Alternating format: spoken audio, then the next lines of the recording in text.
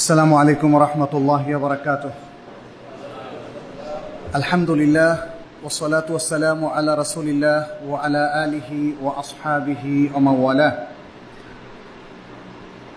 আমাদের ধারাবাহিক একটা বিষয় আলোচনা চলছিল, মনে আছে সবার নিশ্চয়ই? কি ছিল বিষয়টা?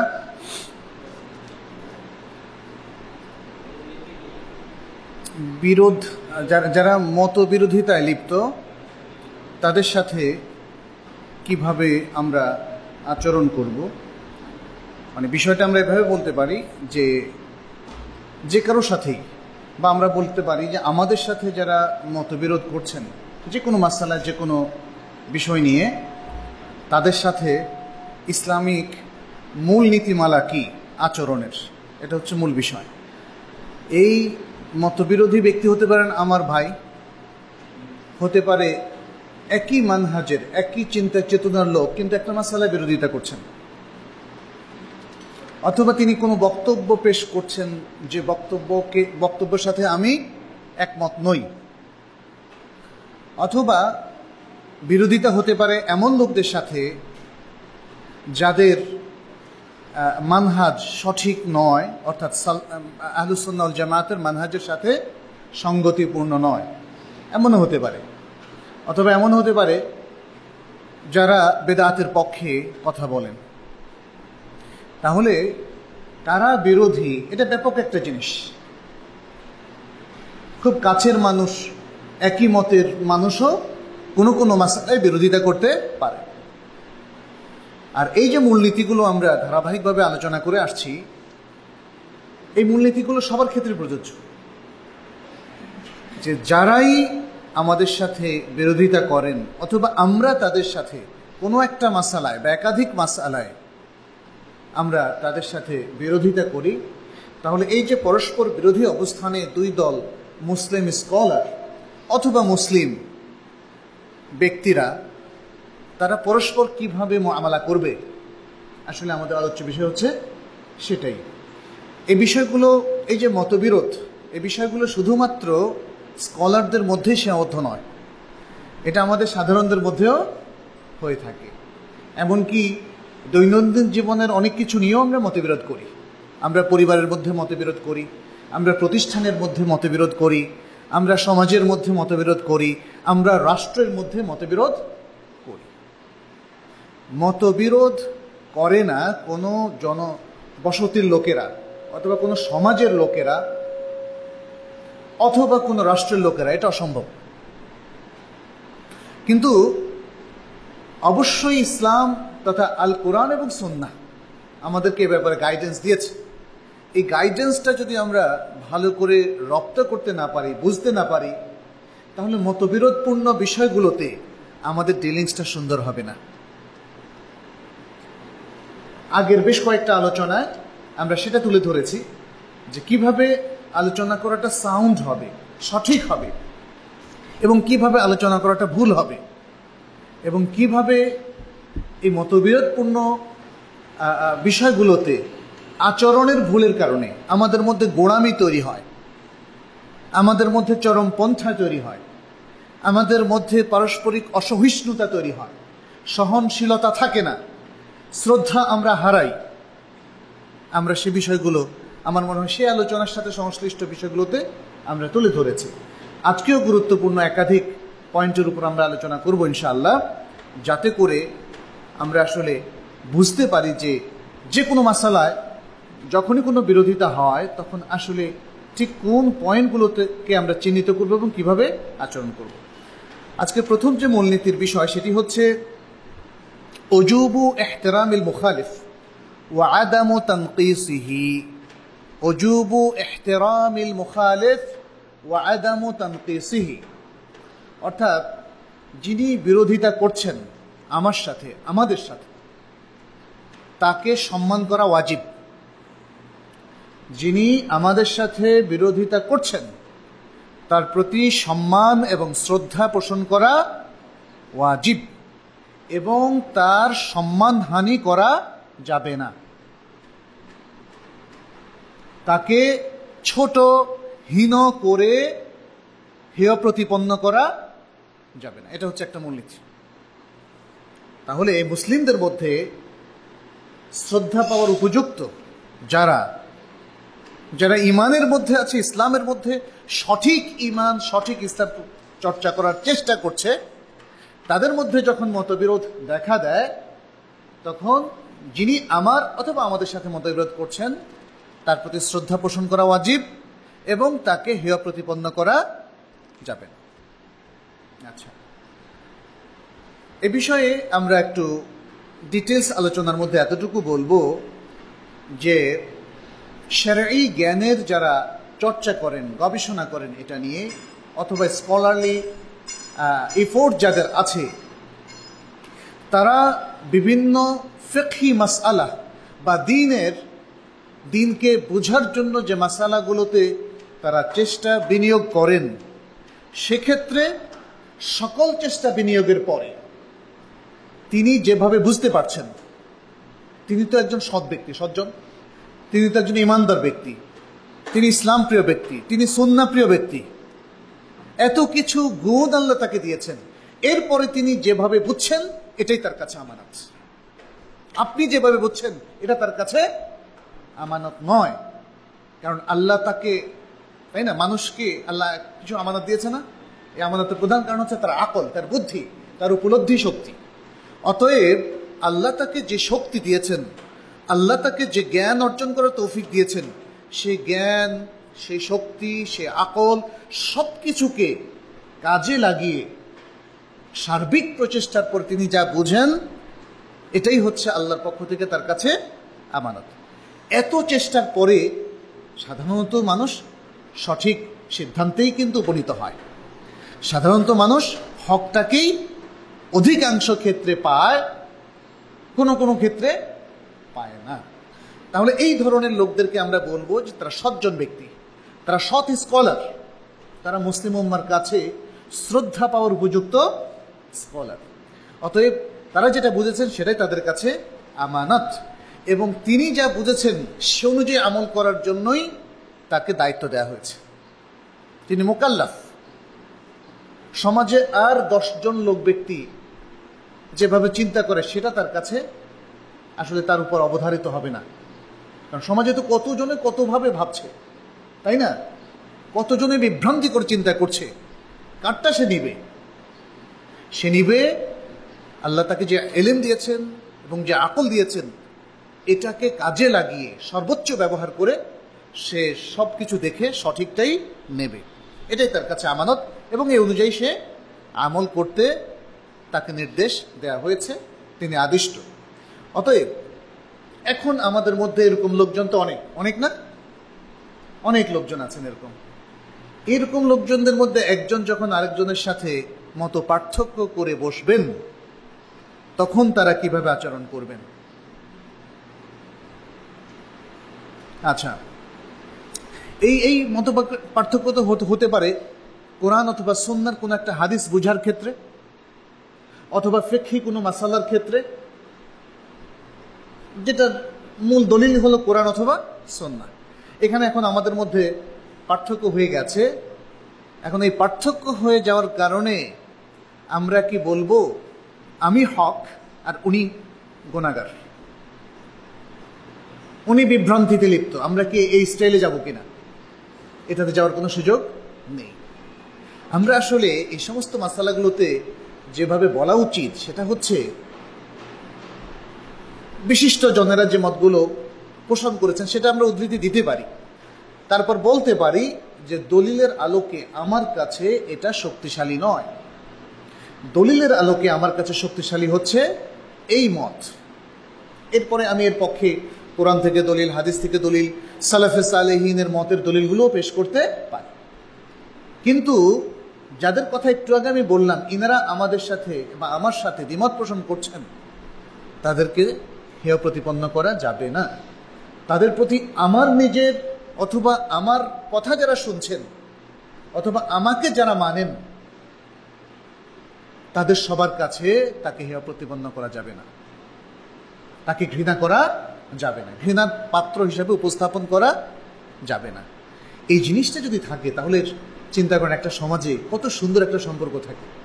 আমরা হয়তো দুই ভাই দুই মত পোষণ করছি, কিন্তু আমাদের মধ্যে হিংসা নাই। অটোমেটিক একটা ইসলামী ঐক্য কিন্তু তৈরি হয়ে যাচ্ছে, একটা ইমানি ঐক্য তৈরি হয়ে যাচ্ছে। এই মত পার্থক্যের পরে আমরা কি বলবো উনি ইসলাম থেকে খারেজ হয়ে গেছেন, ইমান থেকে বের হয়ে গেছেন?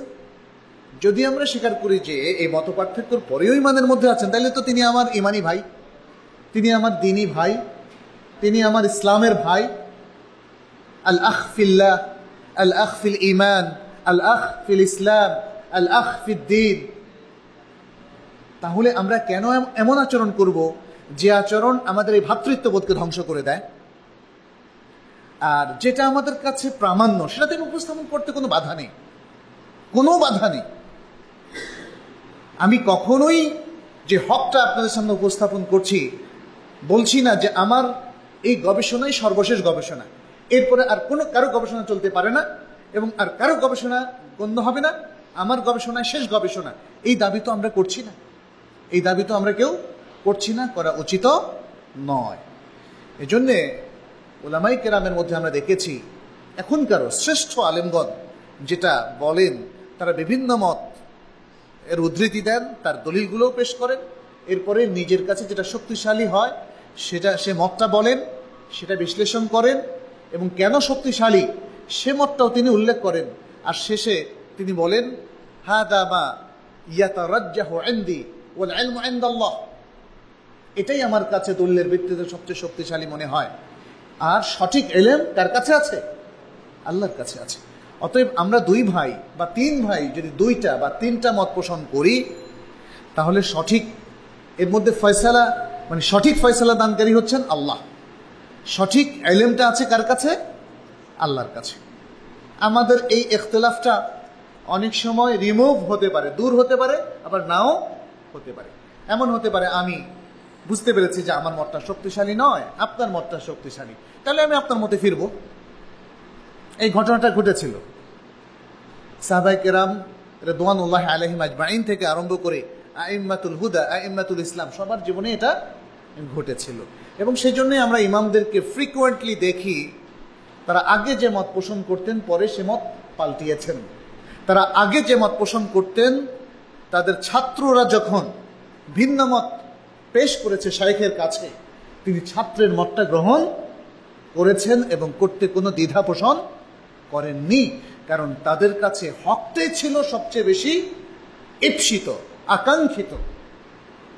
হক সত্যটাই তাদের কাছে সবচেয়ে মর্যাদাকর বস্তু ছিল। তাদের কাছে ইগো, আত্মমর্যাদা, আমি বলে ফেলেছি তো আমাকে জিততেই হবে, এটা তাদের মধ্যে ছিল না। এটা আহলুল ইলম এবং মুসলিম স্কলারদের এটা আখলাক নয়। আজকে যারা আমরা বিভিন্ন ধরনের ঝগড়াঝাটি করছি, তাদের এই বিষয়ে সাবধান হতে হবে এবং বুঝতে হবে আমাদের মূল সম্পদ হচ্ছে যে নীতিটা আমরা বললাম সেটা। আমি বলে ফেলেছি, আমাকে এখন জিততেই হবে, আমার কথা এখন ঠিক রাখতেই হবে। এটা আমাদের সম্পদও নয়, এটা আমাদের আখলাক নয়, এটা হচ্ছে সুউল আখলাক, এটা বদ আখলাক, খারাপ চরিত্র। এটা মুসলিম সজ্জন এবং সৎ স্কলারদের এটা আখলাক নয়। আচ্ছা, তাহলে আমাদের মধ্যে কি করণীয়? আমাদের মধ্যে করণীয় হচ্ছে আমরা ইখতিলাফ চলতে থাকবে ইজতিহাদের আলোকে, গবেষণার আলোকে, কিন্তু এই গবেষণা চলতে থাকবে আর ইহতিরাম আর শ্রদ্ধা নিশ্চিহ্ন হয়ে যাবে, এটা হবে না। গবেষণাও চলতে থাকবে, ইখতিলাফও চলতে থাকবে, ভালোবাসা শ্রদ্ধাও অব্যাহত থাকবে, চলতে থাকবে, সেখানে কোনো ঘাটতি আসা যাবে না। কারণ আমাদের প্রত্যেকেই তো আমরা হকই চাচ্ছি। আমরা যখন দ্বীনের ব্যাপারে গবেষণা করি এবং দ্বীনের ব্যাপারে মানুষের কাছে আল্লাহর হুকুম বর্ণনা করি এবং এই বিশ্বাস করি যে এই হুকুম বর্ণনাটা আমানত, তখন আমরা এই আমানতদারিটা সঠিকভাবে প্রত্যেকেই চেষ্টা করি মানুষের কাছে পৌঁছে দিতে। এবং এই আমানতদারিটা আদায় হবে তখনই যখন আমরা হকটাকে পৌঁছে দিতে পারবো। তাহলে আমার দৃষ্টিতে যেটা সত্যিকার অর্থে অথেন্টিক মেথোডোলজি ফলো করার পরে হক, শুধু সেটাই আমি উপস্থাপন করি। এটা অসম্ভব আমাদের কাছে যে আমার কাছে হক মনে হলো এইটা আর ষড়যন্ত্র করে আমি জাতির সামনে উপস্থাপন করছি ওটা। এটা আলেমদের কাছে কখনোই এরকমটা প্রত্যাশিত ছিল না এবং কখনো তারা করেনও নি। আমরা বড় বড় আলেম যাদেরকে দেখি তারা আসলে কখনো এটা করেনও নি। অতএব কার মনে কি আছে সেটা বের করাও তো কঠিন। যদি আপনি বলেন যে না, আমি আসলে বুঝতে চাই যে উনি আসলে কোন পন্থী এবং কি বলতে চান, অনেক সময় সেটা ক্লিয়ার হয়, মানুষের আরও অন্যান্য কার্যক্রমের আলোকে ক্লিয়ার হতে পারে। আপনি যদি ক্লিয়ার হয়, দলিল থাকে, তখন কথা বলেন। আদারওয়াইজ একজন লোকের বা স্কলারের মনের ভিতরে ঢুকে তিনি যে হকটাকে লুকিয়ে রেখেছেন এক পাশে আর না হকটাকে উপস্থাপন করেছেন, এই কথাটা তো আপনি আন্দাজের উপর ভর করে বলতে পারেন না। এই বিষয়গুলো আমাদের মনে রাখতে হবে যে আমি যেমন হক চাচ্ছি, আমার সাথে যিনি বিরোধিতা করে অন্য ফয়সালা দিচ্ছেন, অন্য ফাতোয়া দিচ্ছেন, অন্যভাবে জবাব দিচ্ছেন, তিনিও কিন্তু হকই চাচ্ছেন। আর এই জন্য সেই একটা বিখ্যাত হাদিস আমরা সবাই জানি, রাসূলুল্লাহ সাল্লাল্লাহু আলাইহি ওয়াসাল্লাম বলেছিলেন, ইযা ইজতাহাদা ফাআসাব ফালাহু আজরান ওয়া ইযা ইজতাহাদা ফাআখতাআ ফালাহু আজরুন ওয়াহিদ। যখন মুজতাহিদ ব্যক্তি ইজতিহাদ করে এবং সেই ইজতিহাদের মাধ্যমে, গবেষণার মাধ্যমে সঠিক সিদ্ধান্তে অর্থাৎ হকে উপনীত হয়, তখন তার জন্য দুটো সওয়াব, একটা হলো ইজতিহাদ করার আর একটা হলো হক পাওয়ার। আর যখন কোনো মুজতাহিদ ইজতিহাদ এবং গবেষণা করে ভুল সিদ্ধান্তে উপনীত হয়, তখন তার জন্য একটা সওয়াব, সেটা হচ্ছে ইজতিহাদ করার সওয়াব। ভুল সিদ্ধান্তে উপনীত হওয়ার কোনো পাপ তার হবে না। যদি এটাই হয় তাহলে তো সবাই ইজতিহাদই বন্ধ করে দেবে, যে আমি তো কোনো গ্যারান্টি নাই যে হকে পৌঁছ, তাহলে কেন আমি ইজতিহাদ করে ভুল করবো আর পাপ কামাবো? বুঝতে পেরেছেন? এই জন্য সুবহানাল্লাহ, আল্লাহর দেয়া সমস্ত বিধান এইভাবেই আয়োজন করা। আরেকটা সুন্দর হাদিস আমরা জানি, যেটি বুখারীতে এসেছে, যখন কোনো ব্যক্তি ভালো কাজের ইচ্ছা করে তখন কয়টা নেকি? একটা নেকি, যদিও সে না করে। আর যদি সে করে তাহলে মিনিমাম কয়টা নেকি? 10টা নেকি। এবং হাদিসের মধ্যে এসছে এই 10টা নেকি কিন্তু নানা আরো ভালো ভালো পারফরমেন্স, আরো ভালো ভালো নিয়তের সাথে সম্পৃক্ত হয়ে এটা 700 গুণ পর্যন্ত হতে পারে, এমনকি তার চেয়েও বেশি হতে পারে। আবার যখন কেউ খারাপ কাজের ইচ্ছা করে কিন্তু করলো না, তখন কয়টা সওয়াব বা পাপ? একটা সওয়াব। সুবহানাল্লাহ, একটা সওয়াব। কারণ ইচ্ছা করলো অথচ করলো না। এই না করার জন্য ইচ্ছা করছে, এটা কিন্তু আল্লাহ তাআলা মাফ করে দিলেন। এমনই আয়োজন ইসলামের, আল্লাহ মাফ করে দিলেন।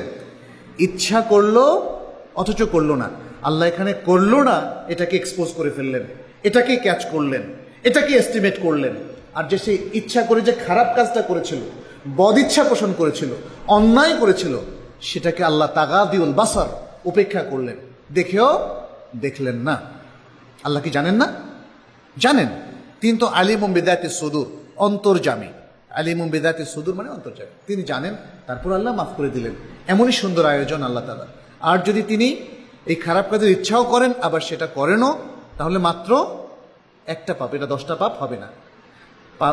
মানে পুণ্যের ক্ষেত্রে এটা 10 গুণ থেকে অনেক বেশি, আর পাপের ক্ষেত্রে এটা একটার বেশি ক্রস করবে না। তো ইজতিহাদের ক্ষেত্রেও ইসলামের এমনই সুন্দর একটা আয়োজন। আচ্ছা, এখন আমরা দেখি অনেকেই আসলে এই যে শালীনতা, এই যে সুন্দর একটা আচরণ বিধি ইসলাম আমাদেরকে দিয়েছে, অনেকেই এটা অতিক্রম করে সৌজন্যতার বাইরে চলে যান, ভদ্রতার বাইরে তারা চলে যান। তারা প্রতিপক্ষকে অথবা বিরোধীকে হেয় প্রতিপন্ন করার জন্যে তারা এমন সব শব্দ চয়ন করেন যেটা অশালীন, অসুন্দর, যেটা আপত্তিকর। এবং এই ধরনের শব্দের মধ্যে আছে এরকম, যেমন কেউ বেদআ শব্দটা ইউজ করলো, একজনের একটা জিনিস পছন্দ হলো না, সাথে সাথে আমি বললাম তিনি বেদআতি, ব্যক্তিকে ঘায়েল করলাম, তিনি বেদআতি। অথবা বললাম তিনি মুতাতাররিফ, চরমপন্থী, সবসময় চরম মানে মতগুলো প্রকাশ করেন, এভাবে বাস একটা আক্রমণ করে বসলাম। অথবা বললাম তিনি মুতানাত্তিয়া, অর্থাৎ তিনি সব কিছুতেই গোঁড়ামি করেন, এভাবে বললাম। অথবা বললাম মুতামাইয়া, হ্যাঁ, তার মানে হচ্ছে তিনি সবকিছুতে কম্প্রোমাইজ করেন। দেখবেন আমাদের অনেক সাধারণ মানুষও, অনেক স্কলার ব্যাপার বলে যে উনি হি ইজ কম্প্রোমাইজিং, মতটা আমার পছন্দ হলো না, বাস বলে দিলাম। আরে আপনি তো এটা খেয়াল করা দরকার, মানে একজন ব্যক্তি তার একটা লেভেল আছে, মিনিমাম স্ট্যান্ডার্ড আছে স্কলার হওয়ার, তার কাছে সেটা কি প্রাধান্য পেতে পারে না? তিনি কি আপনার আপনার আপনার দৃষ্টিভঙ্গিতে জবাব দেবেন? এটা কি সম্ভব কোনো ব্যক্তির পক্ষে?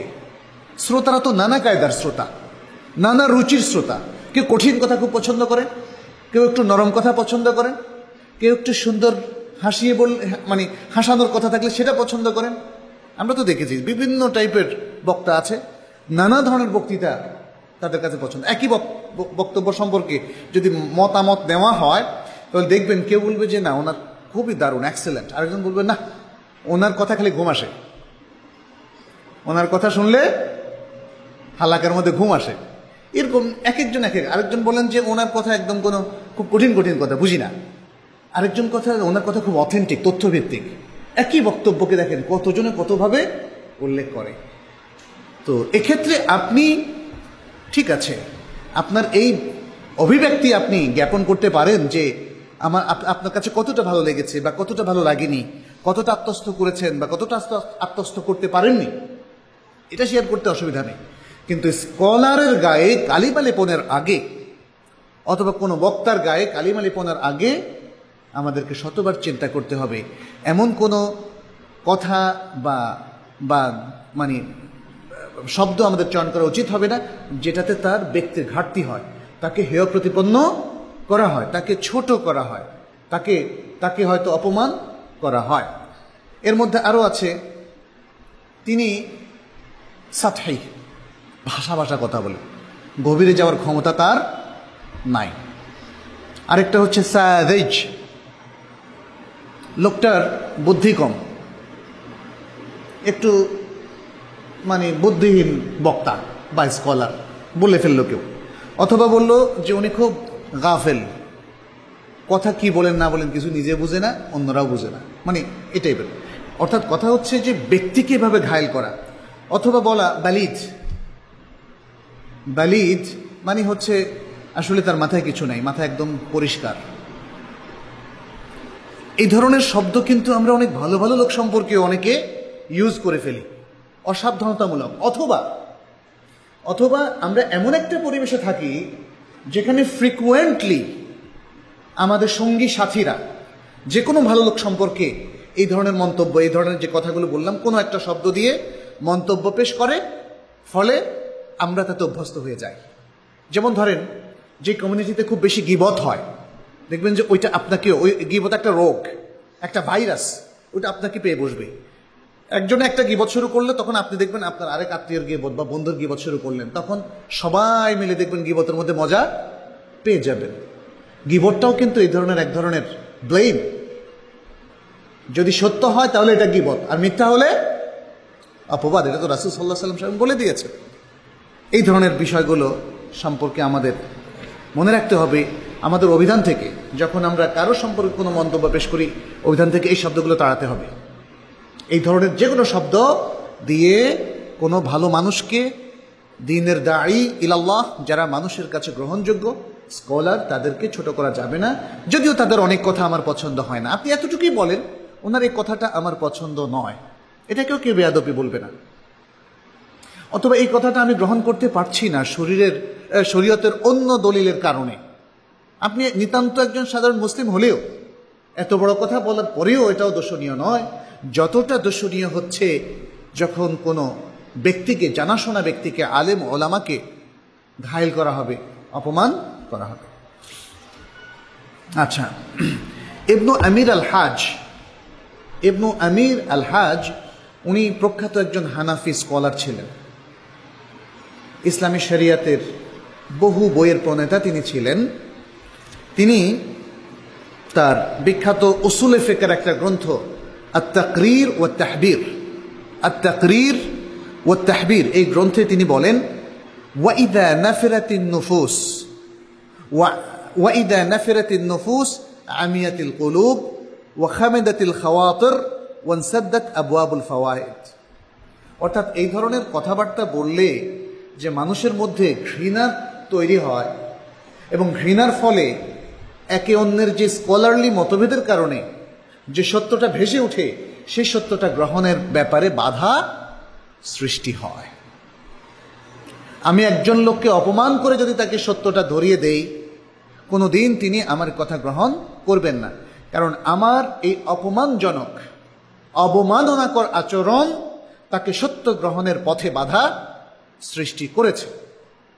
এটা এই জন্য ইবনে আমির আল হাজ যে কথা বলেছেন তার অর্থ হচ্ছে, যখন মানুষের মনটা বিব্রত হয়ে যায়, বিরক্ত হয়ে যায়, তার মধ্যে ঘৃণার উদ্রেক হয়, তখন কলবটা অন্ধ হয়ে যায়। কলব বন্ধ হওয়া মানে কলব ব্লকড হয়ে যায়। তখন ওই কলবে আর যে লোকটার থেকে অপমানটা এসেছে এবং এই অপমানের কারণে যে লোকটার প্রতি ঘৃণা সৃষ্টি হয়েছে, এখন তার সাথে যে আমার একটা হৃদয়ের বন্ধনটা ছিল ওটা কাট অফ হয়ে যায়, এরপরে ডোরটা লকড হয়ে যায়। ওয়াখামাদাতিল খাওয়াতির, এবং এই যে খাতেরা, একজনের খাতেরা আরেকজনের জন্য, একজনের মন মানসিকতা আরেকজনের জন্য যে ওপেন করে দেওয়া, সেটাও নষ্ট হয়ে যায়, বন্ধ হয়ে যায়, এবং একে অপরের থেকে ফায়দা নেওয়ার, উপকার নেওয়ার দরজাও বন্ধ হয়ে যায়। ইমাম শাতিবী রাহিমাহুল্লাহ প্রখ্যাত একজন স্কলার ছিলেন, বিশ্ববিখ্যাত এক স্কলার। আমরা হয়তো অনেকেই তার নাম জানি না। তার আরেকটা বই আছে খুবই বিখ্যাত, যারা শরিয়ার উপর পড়াশোনা করেছেন, পৃথিবীর যে কোনো প্রান্তেই এমন তলেবুল ইলম অথবা সিকার অফ নলেজ থেকে থাকুন না কেন, এই বইটা জানেন না, এটা খুব রেয়ার। বইটার নাম হচ্ছে আল মুওয়াফাকাত। আল মুওয়াফাকাত ইমাম শাতিবীর লেখা। ইসলামী ফিকহ এবং উসুলুল ফিকহ এবং মাকাসিদুশ শরিয়া, এই তিনটা বিষয়কে ভালোভাবে বোঝার জন্য একটা বিশ্ববিখ্যাত গ্রন্থ হচ্ছে আল মুওয়াফাকাত। এবং ইমাম শাতিবী হচ্ছেন সেই মানেরই একজন স্কলার যিনি অল্প কিছু বই লিখে তার সময় থেকে শুরু করে কিয়ামত পর্যন্ত সম্ভবত ইনশাআল্লাহ মুসলমানদের কাছে স্মরণীয় বরণীয় হয়ে থাকবেন। অল্প কয়েকটা বই লিখে বিশ্ববিখ্যাত আরেকটা বই তিনি লিখেছেন আল ইতিসাম। আল ইতিসাম, যারা বেদাতকে অথেন্টিকভাবে বুঝতে চান, বেদাতের মূলনীতি বুঝতে চান, আল ইতিসাম হচ্ছে আরেকটি গ্রন্থ। যাই হোক, এই আল মুওয়াফাকাত গ্রন্থের মধ্যে তিনি ইমাম গাজালির কিছু কথা উদ্ধৃত করে নিজে কিছু নোট দিয়েছেন। কি বলছেন তিনি? বলছেন কাল আল গাজালি ফি বা'দ কুতুবিহ, গাজালি তার কোনো গ্রন্থের মধ্যে বলেছেন, আকসারুল জাহালা ইন্নামা রাসাখাত ফি কুলুবিল আওয়াম বিতাআসসুব জামাআত মিন জুহাল আহলিল হক, যে আহলে হকদের মধ্যেও কিছু জাহেল আছে, মানে যারা হকপন্থী ঠিক আছে কিন্তু একটু অজ্ঞতা আছে। এই অজ্ঞতার মানে অজ্ঞ যারা, এই অজ্ঞ লোকদের গোঁড়ামির কারণে মানুষের অন্তরের মধ্যে জাহালাতটা বা অজ্ঞতাটা শক্তিশালী হয়ে যায়। তার মানে হচ্ছে আপনি হক কথাই বলছেন, কিন্তু বলছেন গোঁড়ামির স্বরে, কিন্তু বলছেন গোঁড়ামির স্বরে। হককে গোঁড়ামির স্বরে বলার দরকার নাই। অনেক লোক মনে করে যে হককে যদি আমি খুব কঠিনভাবে গোঁড়ামির সাথে বলতে পারি তাহলেই মানুষ এটাকে শক্তিশালীভাবে গ্রহণ করবে। নয়, গ্রহণ করবে না। কই, আল্লাহ রাসূল সাল্লাল্লাহু আলাইহি সাল্লাম তো এই পদ্ধতিতে একটা হকও প্রচার করেননি। তিনি অতি সাধারণভাবে হককে মানুষের সামনে তুলে ধরেছেন, আর সাহাবায়ে কেরাম তার প্রত্যেকটা হককে কবুল করেছেন। আজও হককে মানুষ কবুল করবে না এমন নয়, এবং খুব গোঁড়ামির স্বরে বললে হককে কবুল করা হবে, নইলে হবে না, এটা ঠিক নয়। তো তিনি বলছেন এই জন্য আহলে হকের একদল লোকের গোঁড়ামির কারণে মানুষের মধ্যে, সাধারণ মানুষের মধ্যে জাহালাতের গোঁড়ামি তৈরি হয়ে যায় এবং সেটা শক্তিশালী হয়ে যায়। তারা হকটাকে চ্যালেঞ্জের সাথে প্রকাশ করে, হকটাকে হক হিসাবে মানুষের কাছে গ্রহণযোগ্যের জন্য 1 লাখ টাকা পুরস্কারের ঘোষণা দরকার আছে? চ্যালেঞ্জ করার প্রয়োজন আছে? চ্যালেঞ্জ করার কোনো প্রয়োজন নাই। হকটাকে, হক সিম্পল, সবচেয়ে সিম্পল এবং খুব সুন্দর সাধারণ হচ্ছে হক, অতি সাধারণ। এই জন্য তখনও দেখবেন অতি সাধারণ মানুষরা ইসলাম হক কবুল করেছে। আর রাসূল সাল্লাল্লাহু আলাইহি ওয়াসাল্লাম অত্যন্ত সিম্পল ছিলেন, সিম্পল লাইফ মেনটেন করেছেন, সিম্পলি তিনি হককে পুরো বিশ্ববাসীর সামনে তুলে ধরেছেন। হকের জন্য বিদআতীদের পন্থায় চ্যালেঞ্জ ছুঁড়ে দেওয়া, বিদআতীদের পন্থায় হককে অ্যাপ্রোচ করার কোনো প্রয়োজন নাই। হক উপস্থাপিত হবে আমার প্রিয় রাসূল সাল্লাল্লাহু আলাইহি ওয়াসাল্লামের সিম্পল পন্থায়, আমার প্রিয় রাসূল সাল্লাল্লাহু আলাইহি ওয়াসাল্লামের আখলাকি পন্থায়। বিদআতের অথবা বিদআতীদের মেথোডোলজি কিংবা পদ্ধতি দ্বারা প্রভাবিত হয়ে একই কায়দায় হককে আহলে হকরা কখনো উপস্থাপন করেননি, আজও করা উচিত নয়। সেটা এখানে তুলে ধরা হয়েছে। এই কারণেই আসলে গোঁড়ামিটা অনেক সময় তৈরি হয়েছে। তারা তাদের যে প্রতিপক্ষ ছিল তাদের দিকে তারা অত্যন্ত হেকারত, অপমানজনক দৃষ্টিতে তাকাতেন, এবং যেটা প্রকাশ পেত তাদের বক্তব্যের মধ্য দিয়ে। ইমাম শাতিবী এ কথার পরে তিনি এরপর নোট দিচ্ছেন কি, তিনি বলছেন ফাতারাত মিন বাওয়াতিনিহিম দাওয়াই আল মুআনাদা ওয়াল মুখালাফা। এর ফলে কি হলো, মানুষের ভেতর থেকে, অন্তর থেকে হিংসা, বিদ্বেষ এবং বিরোধিতা একদম উত্তেজিত আকারে বের হলো। সারাত মানে এটা আগ্নেয়গিরির মতো ফুস করে বের হলো। আপনি যেমন ধরেন, আপনি দেখেন আপনার ছোট বাচ্চাটাকে, ও একটা গ্লাস হয়তো ভেঙে ফেললো, আপনি কি করলেন, ঠাস করে দিলেন একটা চটকানি। এটা কিন্তু মারাত্মক রিয়াকশন তৈরি করবে। এই সন্তান কিন্তু বাবার উপরে এক নম্বরে শ্রদ্ধা হারাবে। অনেক সন্তানরা বাবাদেরকে ঘৃণা করে, বাবা পৃথিবীর আপনজনের মধ্যে একজন না, অনেক মাকেও ঘৃণা করে। দেখেন এটা ফিতরাতান, অথচ তারপরে ঘৃণা করে কারণ তার আচরণের কারণে। ঠিক কারণ একটা গ্লাস ভেঙেছে, তার হাত যে কাটা যায়নি, আপনি তো সেই জন্য শুকর করবেন আল্লাহর কাছে। আপনার প্রোয়াক্টিভ হওয়ার কথা ছিল, আলহামদুলিল্লাহ বাবা কিছুই হয়নি, আল্লাহ তোমাকে রক্ষা করেছেন, ইয়া সালাম। এটা হচ্ছে একজন মুসলিম বাবার অভিব্যক্তি। কিন্তু আমাদের মধ্যে দেখা যায় যে রাস্তায় হাঁটছে, সন্তান হয়তো পিছলা খেয়ে পড়ে গেছে আর কলার খোসার উপরে, তখন দিল সবার সামনে দুটো চটকানি। এটা অনেক বাবাকে দেখা যায়, একদম চোখে পড়ে আমাদের। মুসলিম বাবাদের এমন হওয়া উচিত নয়। কিন্তু মনে রাখবেন, এই যে আচরণের কথা বললাম, এই আচরণটা ইউনিভার্সাল আচরণ, সর্বক্ষেত্রে। একজন লোক আমার সাথে মতবিরোধ করছে, আমিও যদি তাকে চপটাঘাত করি, হাতে নয় কথা দিয়ে, তাহলে কিন্তু সেম রিয়াকশন হবে।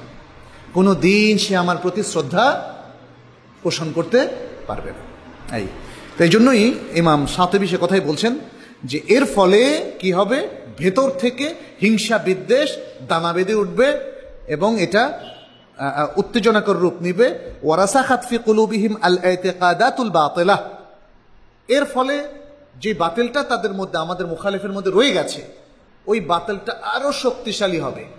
মানুষ ইসরার করবে, মানুষ আরো কি করবে, নিজের যে আমারটাই ঠিক, কারণ আমি বলছি আমারটাই ঠিক আর আপনি বলছেন আপনারটাই ঠিক। ফলে জেদাজেদি বাড়বে, জেদাজেদি বাড়বে না? তাহলে আমার এই অ্যাপ্রোচের কারণে আমার প্রতিপক্ষের মধ্যে আমি একটা জেদ তৈরি করে দিলাম, আমার প্রতি অশ্রদ্ধা তৈরি করে দিলাম। ফলে সে আর কোনো দিন আমারটা গ্রহণ করার জন্য তার হৃদয়কে উন্মুক্ত করবে না। وتعذر على العلماء المتلطفين مع ظهور فسادها। খুব গুরুত্বপূর্ণ আরেকটা কথা বলেছেন ইমাম শাতিবী। তিনি বললেন যে এখন স্কলারদের মধ্যে একদল স্কলার আছেন যারা কোমলভাবে, সুন্দরভাবে, শালীনতার সাথে, সৌজন্যতা বোধের সাথে এবং অন্যের প্রতি শ্রদ্ধার সাথে যে জিনিসগুলি বুঝায় দেন। এখন কিছু স্কলারের এই কঠিন অ্যাপ্রোচের কারণে যে জিনিসটা নষ্ট হয়ে গেল, এইটা আর ওই মুতালাত্তিফ, ওই সুন্দর আচরণকারী স্কলারদের পক্ষে দূর করা সম্ভব হবে না। কারণ তখন প্রতিপক্ষের লোকেরা সবাইকে এক শ্রেণীভুক্ত করে ফেলবে, বলবে যে ইনারা সবাই হচ্ছেন এক শ্রেণীভুক্ত, সবার আখলাক এক। অথচ দেখা গেল যে এরকম কঠিনভাবে অ্যাপ্রোচ করলেন একজন দুইজন, বাকি সবাই মুতালাত্তিফ। ইমাম শাতিবী সুবহানাল্লাহ সেই 7ম হিজরি শতকে যিনি ছিলেন, আজ থেকে 700 বছর আগে একই অবস্থা তখনও ছিল। কিছু কিছু লোকের মধ্যে এই প্রবলেমগুলো ছিল, তারা উম্মাকে তাম্বি করে গেছেন। আজকে এই পয়েন্টগুলো আজকে আমাদের দায়ীদের, আমাদের স্কলারদের, তলেবুল ইলম, সিকার অফ নলেজ, তাদের জানা দরকার। জানলে তারা আসলে সঠিক অ্যাপ্রোচটা তারা অবলম্বন করতে পারত। এরপরে ইমাম শাতিবী আরেকটা জায়গায় আরেকটা কথা বলেছেন। তিনি বলেছেন গাজালির কথা উদ্ধৃতি দেওয়ার পরে যে হাদা মাকাল, এমনটি গাজালি বলেছেন, ওয়া আইনুল হক আল্লাযী তাশহাদু লাহুল আওয়াইদুল জারিয়া। এই যে কথাটা বলেছেন গাজালির সব কথা কিন্তু গ্রহণ করতে হবে, নট নেসেসারি, কিন্তু যে কথাগুলো সঠিক সেটা গ্রহণ করতে কোনো আপত্তি নাই। আর আমাদের স্কলাররা, ভালো মানের স্কলাররা কিন্তু চিহ্নিত করে গেছেন যে কোন কোন ক্ষেত্রে তারা ভুল করেছেন এবং কোন কোন ক্ষেত্রে তারা ঠিক করেছেন। একজন স্কলারের একটা ভুলের কারণে তার সবটা যদি আমরা ত্যাগ করি, তাহলে কোন স্কলার থেকে নেওয়ার আর কোনো পথ নাই। কারণ মুসলিম স্কলারদের মধ্যে এবং বোধ করি আরো কোনো স্কলারের মধ্যেই এমন কোনো বিষয় নাই যে তিনি একটাও ভুল করেননি, বরং প্রত্যেক স্কলারই দেখা যায় যে অনেক ভুল করেছেন। সেগুলো পরবর্তীতে আরো অন্যদের সাথে ক্রস করে, ইলমি মোনাকাশা করে, পর্যালোচনা করে সেটা চিহ্নিত হয়েছে। তো যাই হোক, গাজালি হচ্ছেন সেই ব্যক্তি যার থেকে অনেক কিছু আমরা নিতে পারি, আবার অনেক কিছু নিতে পারি না। ইমাম শাতিবী যেমন তার এই কথাটা নেওয়ার পরে বললেন যে এটা হচ্ছে হক, যেটার পক্ষে অনেকগুলো কার্যকারণ রয়েছে, সাক্ষ্য দেয় যে এটা হক। আচ্ছা, যাই হোক, তাহলে এই পয়েন্ট থেকে আমরা কি বুঝলাম যে আমরা যখন কারোর সাথে বিরোধ করব, সে হোক দ্বীনি ব্যাপারে হোক দুনিয়ার ব্যাপারে, বিরোধিতাকারীদের সাথে আমরা শ্রদ্ধার সাথেই মুআমালা করব।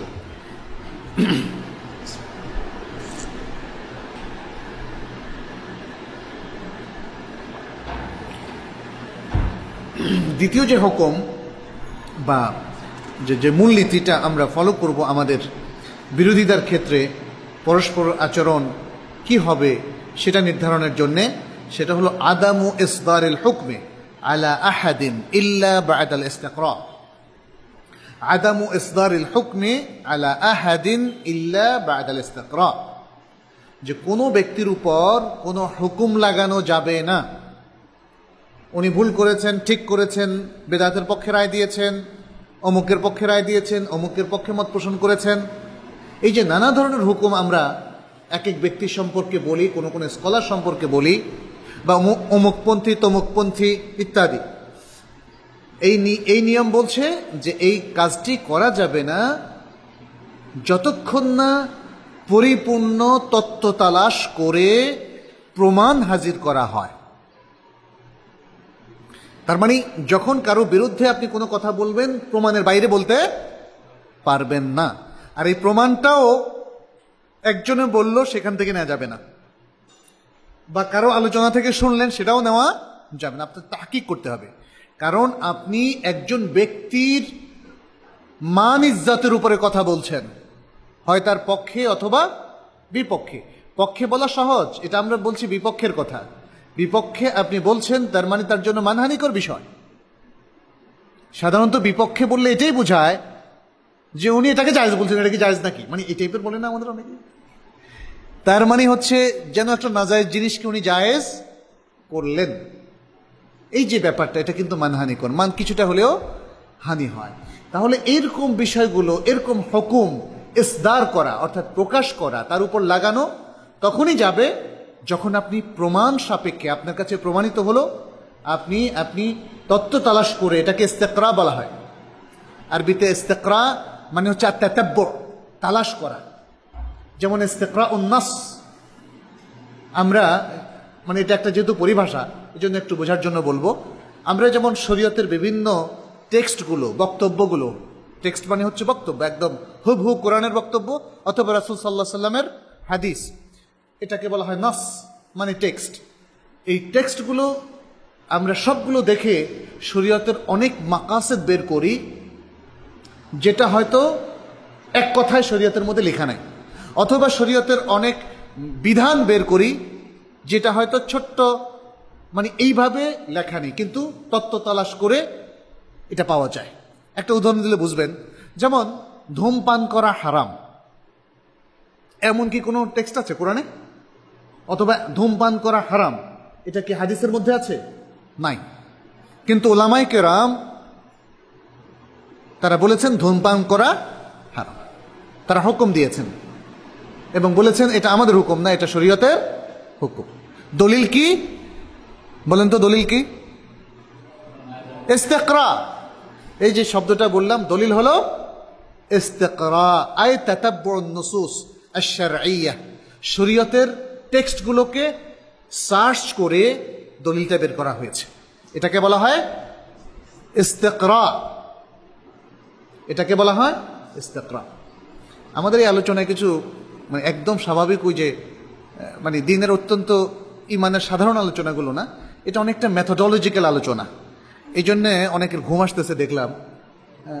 অবশ্যই হয়তো মানে কারো কারো ঘুমের টনিক হিসাবে কাজ করবে এই আলোচনা না, কিন্তু অধিকাংশেরই আলহামদুলিল্লাহ দেখলাম যে খুব মনোযোগ আছে, কারণ তারা বোঝার চেষ্টা করছেন আসলে বিষয়টা কি। যাই হোক, ইস্তিকরা এটা একটা পরিভাষা। জি, তলাব, তলাব মানে অনুসন্ধান করা, অনুসন্ধান করা, সেটাও এক ধরনের সার্চ। কিন্তু তলব আসে যেমন সিক, সিক করা, তলেবুল ইলম, সিকার অফ নলেজ, জ্ঞান অনুসন্ধিৎসু অথবা জ্ঞান অনুসন্ধানকারী। আর তাতাব্বুর হচ্ছে একটা কমপ্লিট সার্চ অথবা রিসার্চ, যেটাকে আমরা গবেষণা বলি। তো যেমন ধরেন ধূমপান হারাম, শরিয়াতের মানে কোরআনের টেক্সটও পাওয়া যায়, হাদিসের টেক্সটও পাওয়া যায়, এটা হারাম হওয়ার পক্ষে। এক নম্বর হচ্ছে ধূমপান মানে কি বলে যে সিগারেট যারা কেনেন বা বিড়ি বিনা পয়সা পাওয়া যায়।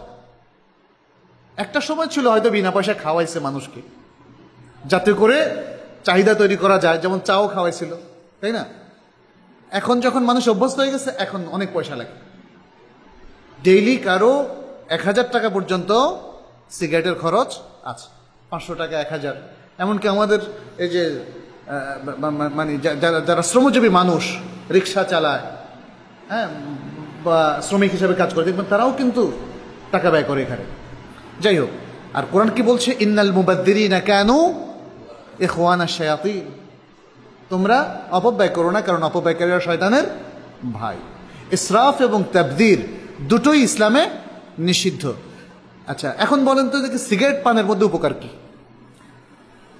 ইদানিং তো আরেকটা নতুন নির্দেশ দেওয়া হয়েছে যে সিগারেটের মধ্যে শুধু আগের সতর্কীকরণই যথেষ্ট নয়, আরো কিছু লিখতে হবে। গতকালকের পেপারে দেখলাম, লিখেছে যে অধিকাংশ টোবাকো কোম্পানি এই নির্দেশনা এখনো মানছে না। তার মানে সিগারেটটা এতই ক্ষতিকারক যে সংবিধিবদ্ধ সতর্কীকরণ ধূমপান স্বাস্থ্যের জন্য ক্ষতিকর, এতটুকুতে এখন আর কোনো রাষ্ট্র যথেষ্ট মনে করছে না। রাষ্ট্র মনে করছে যে আরো কিছু ক্ষতিকর দিকগুলো এই সিগারেটের প্যাকেটেই তুলে ধরা হবে, যাতে প্রতিবার সিগারেট ওপেন করার সময় তিনি ওগুলো পড়েন। তাহলে বোঝা গেল যে সিগারেটের পেছনে ব্যয়টা হলো হারাম, এটা হলো অপব্যয়, অতএব হারাম। তাহলে একটা হারাম, প্লাস সিগারেট আপনার নিজের ক্ষতি করে, অপব্যয়টা বাদ দেন, সিগারেট আপনার ক্ষতি করে, তাহলে আরেকটা হারাম।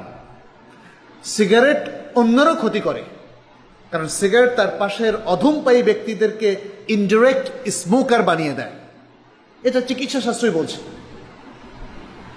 সুতরাং অন্যের ক্ষতি। আর রাসূল সাল্লাল্লাহু আলাইহি সাল্লামের সহিহ হাদিসের মধ্যে আছে লা দারারা ওয়ালা দিরার, নিজের ক্ষতি করা যাবে না, অন্যের ক্ষতিও করা যাবে না। তাহলে কয়টা তিনটা হারাম পাইলাম না এখানে?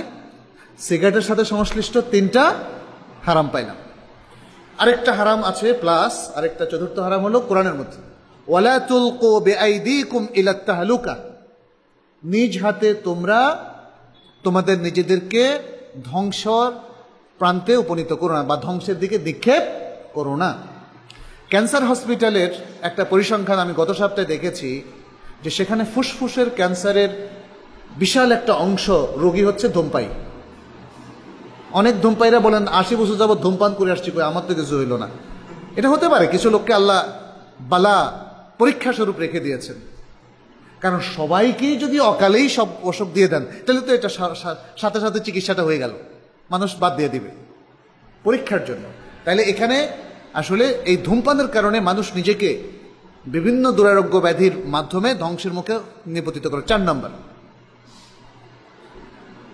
আরেকটা হাদিসের মধ্যে আছে, এটা মক্কা মদিনার উপরে লেখা আছে, আল মালাইকাতু ইয়াতাওয়াজ্জাউনা বিমা ইয়াতাআদ্দা বিহি বনু আদম।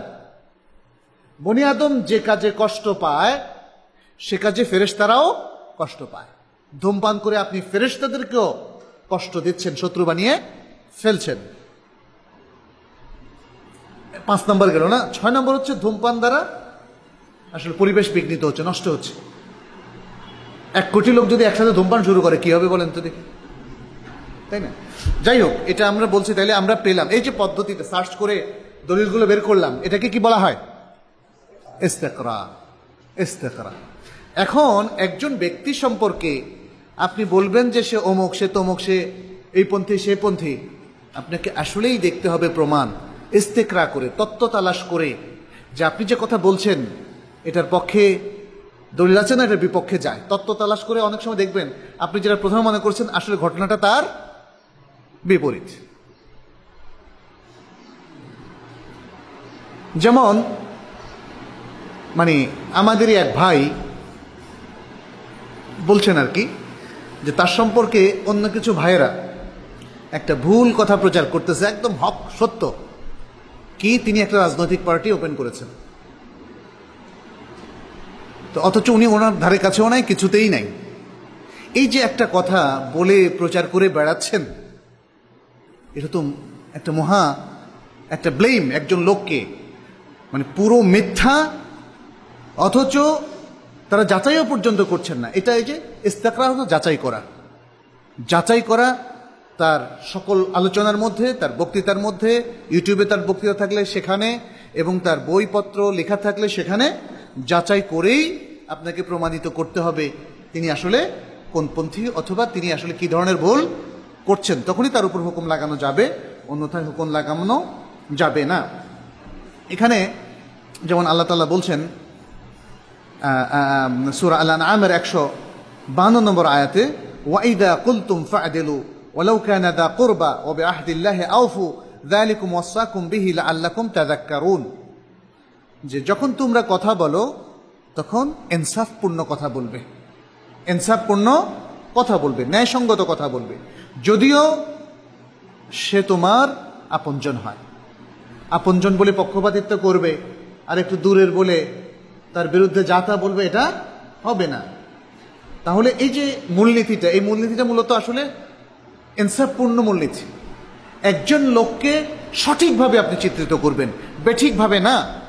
সে আপনার বিরোধী বলেই যা তা তার সম্পর্কে বলে ফেলবেন, এটা হতে পারে না। যদি আপনি তা করেন তাহলে কোরআনের এই আয়াতের বিরোধিতা করলেন, কারণ আপনি এমন কথা বললেন যেটা আদলের মধ্যে পড়ে না। আপনি আল্লাহর এই কথার অমান্য করলেন এবং আল্লাহ দ্রোহী হলেন। মনে রাখতে হবে, আমাদের অনেক সময় আমরা ছোট মনে করি অনেক কাজকে, কিন্তু আমাদের কোনো কোনো কাজ আমাদেরকে আল্লাহ দ্রোহী বানিয়ে ফেলে। কারণ আল্লাহ বলছেন ওয়াইদা কুলতুম ফা'দিলু, কথা বললে ইনসাফ করে কথা বলো, আর আমি বলছি আমি ইনসাফ করব না, অথবা ইনসাফের ধারি না। এই শেখুল ইসলাম ইবনে তাইমিয়া রাহিমাহুল্লাহ, তার অনেক সুন্দর সুন্দর কথা আছে। তার সুন্দর সুন্দর কথা নিয়ে ওই যে জেমস অ্যান্ড পার্ল বা এই ধরনের একটা বইও বের হয়েছে ইংরেজি এবং আরবিতে।